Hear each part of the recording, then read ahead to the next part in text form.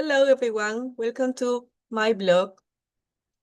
Today I want to talk about the difference between learning our first language or L1 and learning a second language L2 and how one theory helped me understand the challenges my student face, right? When we learn our first language as children, the process is completely natural.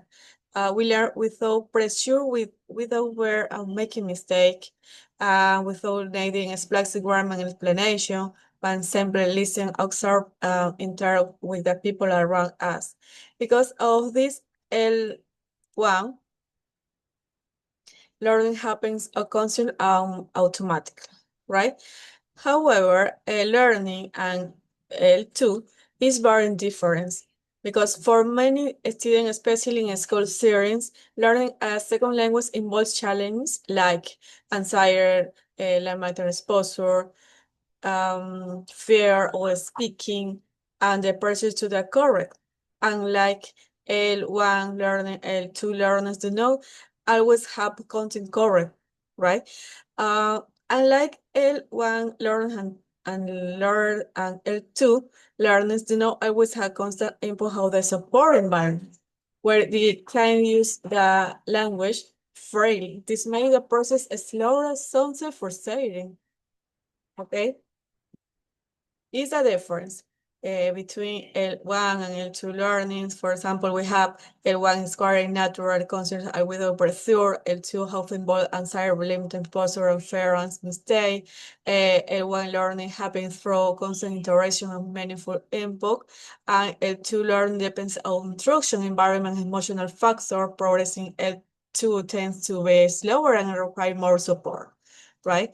And the third connection correcting involved hypothesis.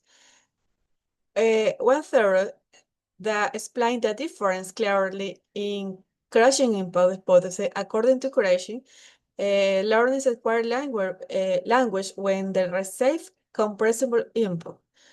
Okay? They can standard even on not every word is familiar. He explain the anxiety and block learning. So students learn lowest free stress environment to acquire the language naturally. This theory support my view that learning and L2 is harder because students often do not receive nor meaningful input and sometimes they feel nervous or afraid of making mistake, right? The emotional filter make progress slower compared to L1 learning. Uh, in this case, for example, the third connection crossing hypothesis, we have language acquired through comprehensible input and lower affective further lower anxiety improve learning.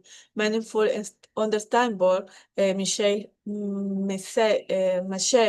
help students acquire L2 the form naturally, for example.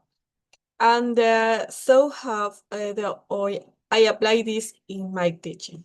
In my case, for example, in classroom application, I throw to clear activity that provides more understandable and meaningful English. For example, I am teaching daily routine.